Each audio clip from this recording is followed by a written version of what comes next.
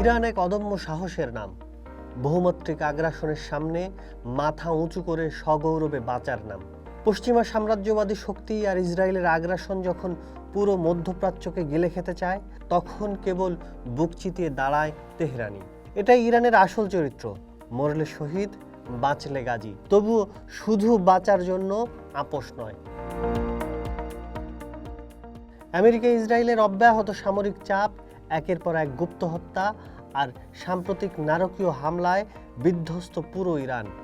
দখলদারদের হামলায় তারা হারিয়েছেন তাদের সর্বোচ্চ নেতাকেও।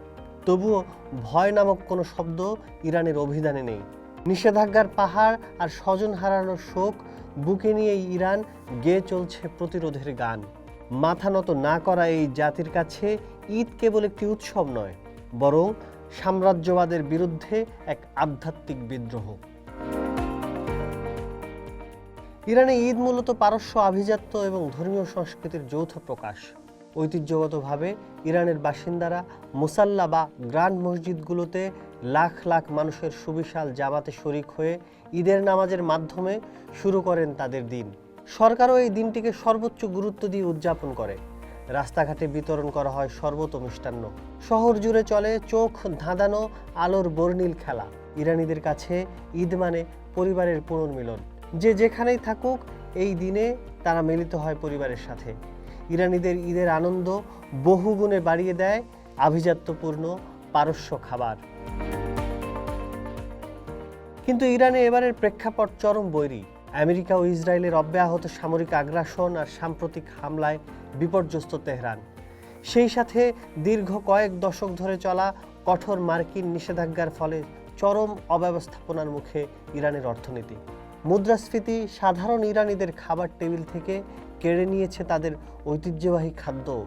কিন্তু এত হাহাকারের মধ্যেও যখন ঈদের মাঠে লাখ লাখ ইরানি একসাথে সিজদায় লুটিয়ে পড়ে, তখন সেই একতা দেখে হোয়াইট হাউসের কপালে চিন্তার ভাঁজ পড়ে।